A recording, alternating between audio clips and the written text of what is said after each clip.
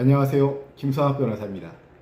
저는 제주 유류분 변호사로서 수많은 유류분 사건의 변론을 성공적으로 수행해왔으며 현재 다수의 유류분 사건을 수임하여 변론하고 있습니다.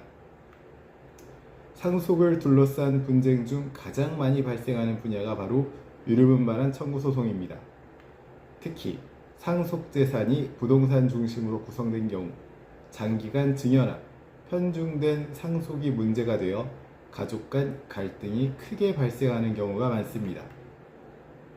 오늘은 제주 유류분 변호사의 관점에서 실제 소송에서 가장 중요한 핵심 쟁점들을 설명드리겠습니다. 유류분 반환 청구권은 상속인 중 법에 의해 최소한의 상속분이 보장되는 사람이 행사할 수 있습니다. 즉, 다음과 같은 사람들이 대상이 됩니다. 배우자, 직계 비속, 직계 존속 등이 있습니다. 그리고 반드시 기억해야 할 점은 소멸시효 기간입니다. 침해 사실을 안 날로부터 1년 이내, 그리고 상속 개시일로부터 10년 이내에 제기되어야 합니다. 이 기간을 넘기면 아무리 명백한 유류분 침해가 있어도 소송을 제기할 수 없습니다. 유류분 소송에서 가장 치열한 공방이 일어나는 부분은 바로 피상속인이 생전 누구에게 어떤 재산을 얼마나 증여했는지입니다. 이를 특별수익이라고 부르며 유류분 계산에 반드시 포함됩니다. 특별수익이 되는 대표적인 사례로는 생전 자녀에게 아파트나 토지를 증여한 경우, 사업자금, 학자금 등 상당한 금액의 경제적 지원을 한 경우, 사망 전 특정 상속인에게 집중적으로 제공된 고가의 자산이 있는 경우 등이 있습니다. 다만 생계비 지원이나 교육비 중 일반적인 범위의 비용은 특별수익에서 제외되게 됩니다.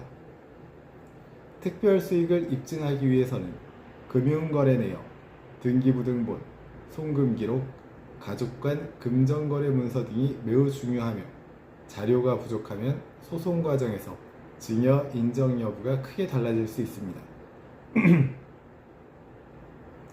많은 분들이 10년 이전에 증여된 재산은 포함되지 않는다고 알고 계시지만 이는 상속인이 아닌 제3자에게 증여한 경우에만 해당합니다. 상속인에게 한 증여의 경우에는 시기에 제한 없이 모두 포함되게 됩니다.